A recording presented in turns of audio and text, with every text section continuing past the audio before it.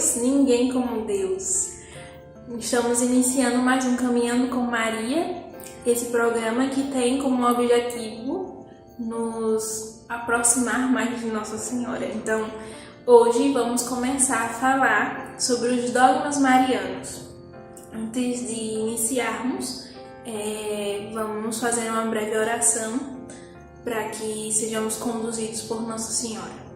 Em nome do Pai, do Filho e do Espírito Santo. Amém. Ave Maria, cheia de graça, o Senhor é convosco. Bendita sois vós entre as mulheres, bendito é o fruto do vosso ventre, Jesus. Santa Maria, Mãe de Deus, rogai por nós, pecadores, agora e na hora de nossa morte. Amém. O primeiro dogma que nós vamos tratar é o da Assunção de Nossa Senhora. Esse dogma, que é muito bonito, particularmente para mim é um dos mais bonitos que tem,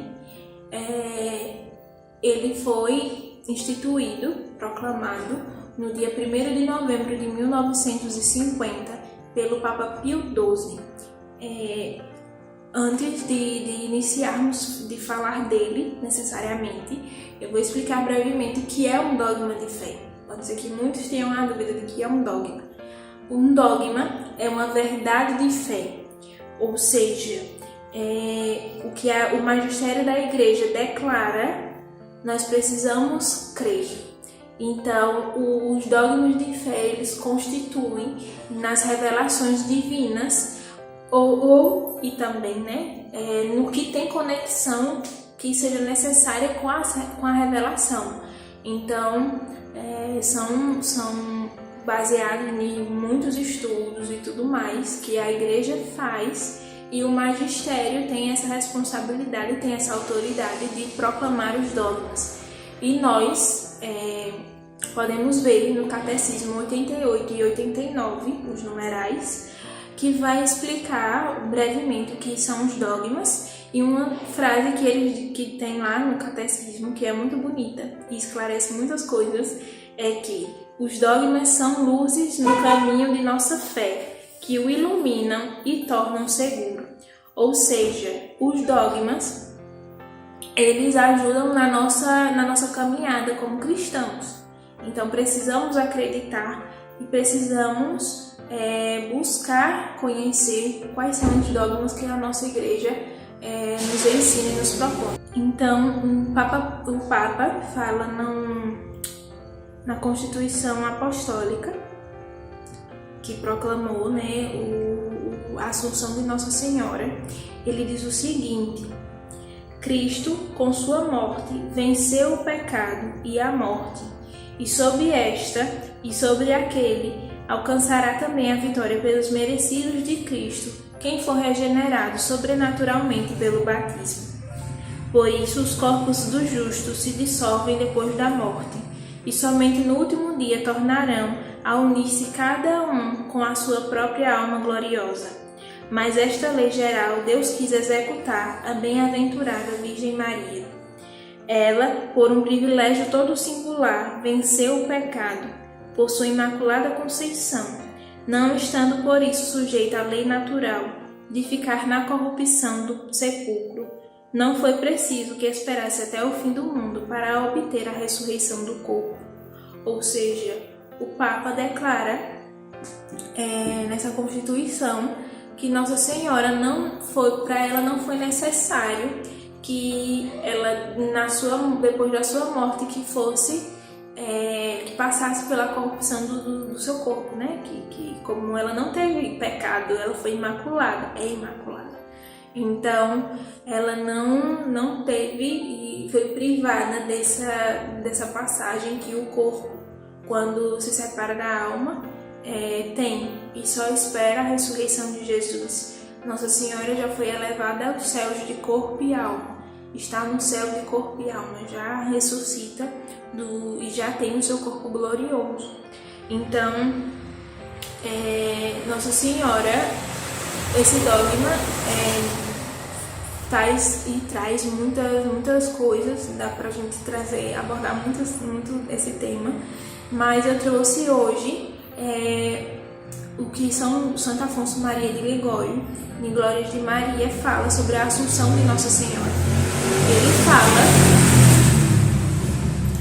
Ele fala sobre as prerrogativas da morte de Maria. As prerrogativas da morte de uma criatura normal, de nós cristãos, católicos ou não, todos que iremos morrer, nós temos 3 prerrogativas da morte. A primeira é dos apegos terrenos, de recordar dos apegos terrenos. A segunda é o remorso dos nossos pecados. E a terceira é a incerteza da salvação. Então, São Luís pega essas prerrogativas da morte e compara com a vida de Nossa Senhora. E aí, a primeira, que ele diz que Nossa Senhora morreu desprendida de todo o pecado, de todo o apego. Nossa Senhora não teve apegos terrenos. Então, podemos perceber, né, na sua vida o que a tradição nos ensina, do que a gente pode acompanhar e ver na Bíblia sobre Nossa Senhora, que ela não teve apego. Ela não teve apego aos seus pais quando teve que ir para o templo, viver lá. Ela não teve apego aos bens materiais, à sua casa em Nazaré, quando precisou deixar tudo e fugir para o Egito com São José e Jesus. Ela não teve apego a Jesus, que deixou ele seguir a sua caminhada, sua missão aqui na Terra. Então, Nossa Senhora não foi uma mulher apegada a nada daqui da Terra.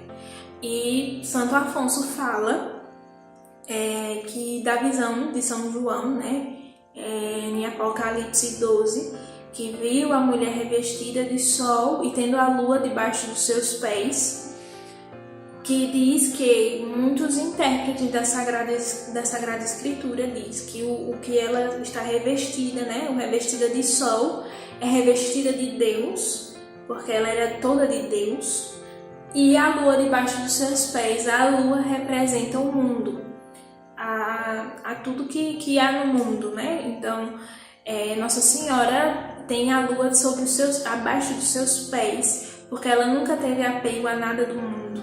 Ela não era uma pessoa que queria as coisas do mundo, desejava as coisas do mundo. Ela desejava a Deus, né? Tanto que as Sagradas Escrituras falam que tudo que ela guardava em seu coração, em tudo que havia no seu coração, era de Deus. Tudo que ela pensava, falava, meditava era de Deus. Então ela nunca teve apego a nada da terra. A segunda é que a sua morte, ela morreu na mais doce paz de espírito. Nossa Senhora não teve remorso dos seus pecados, porque ela foi imaculada, é imaculada.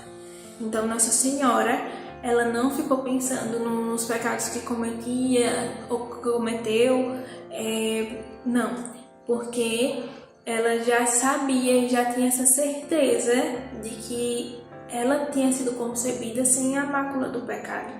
Então, como em Cânticos 4, versículo 7 diz que Tu és formosa, ó Senhora, porque em Ti não há mancha do pecado, em Ti não há mancha.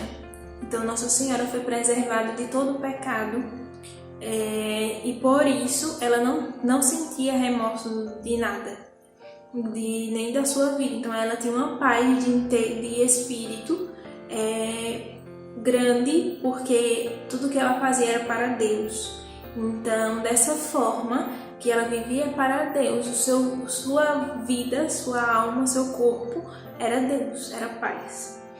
E o terceiro é que ela morreu sem os cuidados, sem a preocupação da sua salvação. Então, o que acontece com uma pessoa que passa, né, que morre, é que ela fica pensando, e nós podemos pensar, né, o que será de mim se eu morrer agora? Vou para o céu, para o inferno ou para o purgatório? Qual é o meu caminho? O que foi da minha vida? O que eu fiz da minha vida que leve à minha salvação ou à minha condenação? Nossa Senhora não pensava nisso, porque como ela foi preservada do pecado, e principalmente porque ela amava a Deus, fazia a vontade de Deus, ela tinha a certeza de que a sua salvação estava garantida. Então ela esperava em Deus, esperava o céu, né? Então Nossa Senhora, ela teve esse cuidado e teve essa vida, né, como entregue a Deus. Podemos tomar como exemplo dessas prerrogativas da morte de Nossa Senhora para nós, como consagrados, para nós como cristãos, de que precisamos pensar no que ainda como que tenho de apego do mundo, do que eu tenho ainda de remorsos dos meus pecados, o que ainda me prende de viver uma vida, de uma caminhada com Cristo, que ainda me prende, que são os meus pecados de estimação, são meus pecados veniais, meus pecados mortais, enfim, todos esses pecados que podem estar atrapalhando nossa caminhada com Cristo, nossa caminhada com Nossa Senhora, na nossa consagração, e o que ainda não está me fazendo desejar o céu, né? Deveríamos pensar no céu constantemente, desejar o céu constantemente. A Assunção de Nossa Senhora tem que nos trazer esse desejo de céu, esse desejo de santidade, porque recordo de Santa Brígida, da revelação mística que Santa Brígida teve da Assunção de Nossa Senhora, da sua morte. Na verdade, diz que Nossa Senhora suspirou de amor. Ela não morreu, simplesmente morrer, né? Mas ela suspirou de amor. Foi um suspiro longo, contínuo, que aproximou muito mais ela de Jesus. E ela diz que ela não sentiu a agonia da morte, mas foi como Deus, Jesus, que estava ali, que veio buscá-la, como se cortasse essa ligação dela na terra e agora ligasse ela ao céu, à eternidade. Então, para vermos como a beleza da morte e da salvação, da santidade, né, de que esse desejo da nossa alma seja o céu também, como Nossa Senhora, e que foi de corpo e alma aos céus, está lá como gloriosa e a nossa rainha, né, como a igreja também proclama que ela é nossa rainha, rainha do céu e da terra. Então foi elevada porque o seu filho já tinha ascendido, então ele veio buscá-la, veio ao seu encontro e levou para o Pai, quem ela desejava tanto encontrar, né? Então, a Nossa Senhora nos ensina por meio desse dogma e peçamos a graça de desejarmos o céu, de desejarmos a santidade de uma forma constante, de que recordemos, pensemos e, como na consagração, peçamos a graça de constantemente recordarmos do céu, recordarmos para que fomos feitos, fomos criados para amar, para ter o céu, ter a eternidade com Cristo. Então, para terminar, trago um texto de Maria Valtorta, que é uma mística da nossa igreja, que teve a revelação da Assunção de Nossa Senhora. Então, tentem imaginar, eu gosto muito de imaginar, ela descreve com muito detalhe tudo, né, que aconteceu. Então, tentem imaginar ao escutar como deve ter sido belo, sublime esse momento. O corpo de Maria é exatamente o mesmo, como se tivesse acabado de dar o último suspiro. Não há traço de morte na sua face ou nas suas pequeninas mãos. Não há nenhum odor desagradável no quarto. Ao contrário, um aroma indefinível como incenso, lírio, rosa, lírios do vale ou ervas da montanha. se misturam e estão suspensos no ar. João, que não se sabe por quantos dias se manteve acordado, caiu no sono, vencido pelo cansaço. Sentado num banquinho, seus ombros recostados à parede próxima a uma porta aberta que dá para o terraço. A luz da lamparina, que do chão iluminam, permite ver a sua face cansada e também muito pálida, exceto a sombra avermelhada ao redor dos seus olhos, de tanto chorar. Já deve ser a aurora, pois a luz pálida ilumina o terraço e as oliveiras em volta da casa já são visíveis. Uma luz que se torna cada vez mais forte e, penetrando pela porta, torna mais nítidos também os objetos do quarto, que, estando longe da lamparina, eram antes impossíveis de se visualizar. De repente, uma luz imensa enche o quarto, uma luz prateada com contorno azulado, quase fosfórica, se torna cada vez mais forte, fazendo desaparecer a aurora e a lamparina.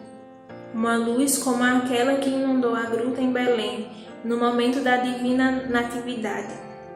Então, nesta luz paradisíaca, criaturas angelicais surgem, ainda mais brilhantes, na luz já intensa que inundou o quarto, como já acontecera quando os anjos apareceram para os pastores. Uma dança de clarões de todas as matizes saem de suas asas e se movem suavemente, emitindo murmúrios harmoniosos, tão doces como se fossem tocados por uma harpa. As criaturas angelicais se posicionam em volta da pequena cama, se curvam diante dela, levantam o corpo imóvel e batendo as asas mais vigorosamente, acentuando o som já existente, abrem uma passagem milagrosamente pelo teto, como abrira milagrosamente o sepulcro de Jesus, e se elevam levando o corpo de sua rainha. O Santíssimo Corpo, é verdade, porém, ainda não glorificado, e portanto sujeito às leis da matéria, para os quais Cristo não era sujeito, pois ele já estava glorificado quando ressuscitou dos mortos. O som produzido pelas asas angelicais aumenta, e agora é tão potente quanto o som de um órgão. João, que embora ainda adormecido, moveu-se 2 ou 3 vezes sobre seu banco, como se já tivesse sido perturbado pela luz forte e pelo som das asas angelicais, e desperta completamente por causa do som poderoso. O apóstolo olha em volta, ainda meio sonolento, para reparar o que estava acontecendo. Nota que a cama estava vazia e que o teto está aberto. Entende que um acontecimento maravilhoso teve lugar. Sai para o terraço e, como pelo instinto espiritual ou por uma chamada celestial, levanta a sua cabeça, fazendo sombra com as mãos sobre os olhos, evitando o sol, a fim de ver, sem, no entanto, ser impedido de olhar para o sol nascente. E ele vê o corpo de Maria ainda sem vida, como que adormecido, ascendendo cada vez mais alto, sustentado pelo grupo angelical. Como um último gesto de adeus, as bainhas da manta e do véu são agitadas, provavelmente pelo vento causado pela rápida assunção e pelos movimentos das asas angelicais. E algumas flores, aquelas que João colocou